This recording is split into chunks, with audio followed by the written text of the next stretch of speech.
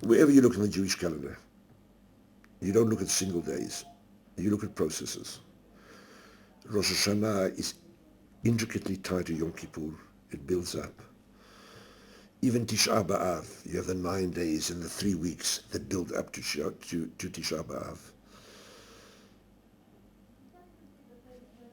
Pesach is the exodus from Egypt, but leads up to the receiving of the Torah on Shavuot.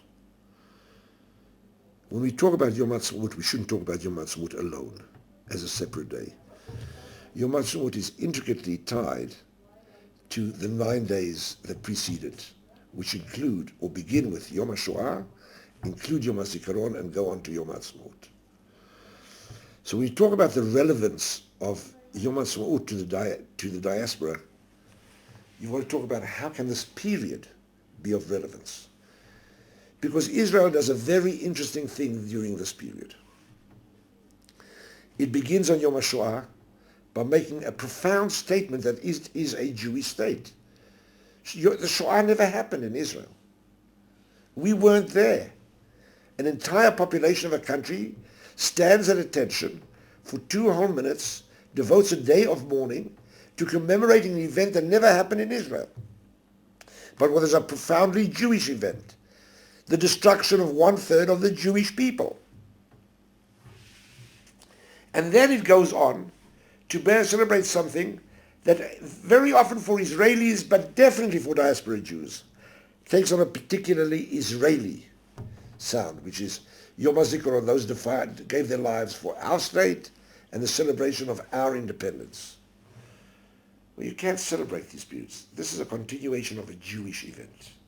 And Yom HaZikaron is a memorial of people who gave their lives in order for the Jews to attain once again sovereignty and power for the Jewish people. At the same time, Yom HaAtzmaut is a celebration that the sovereignty and the power that we gained was worth the sacrifice that we remember on Yom HaZikaron. And one of the things that we got in return for that sacrifice was that what happened on Yom HaShoah will never ever happen again. Not to a Jew in Buenos Aires, not to a Jew in the United States, not to a Jew in Canada. It won't happen again. The Jews are not the same Jewish people. It made a change. For all the years preceding my birth, which was almost just, the noun that went along with the adjective Jewish more than any other noun was Jewish refugee. Today in the world, there's no such thing as a Jewish refugee for one reason only. There is a state of Israel. And that the Jewish world's got to recognize. But Israel has got to recognize that too. And here there's a problem. Is that we in Israel pick and choose when we want to identify with the Jewish people and when we don't. And therefore the demand and the necessity to make Yom HaAtzmaut important to diaspora Jews is not only a demand of diaspora Jewry.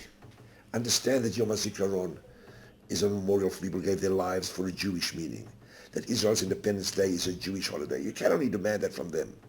We have to demand that from ourselves. And not always in Israel do we do that. It's not going to happen if the Israelis don't relate to the rest of the Jewish calendar that the Jewish people relate to as seriously. 9 days of redemption. While we always have the 10 days of tshuva, which is very personal, very me, very I stand before the Lord God, I ask for forgiveness. The 9 days of redemption is when all Jews talk about we. Not the I, but the we. And that's a combination in Jewish life.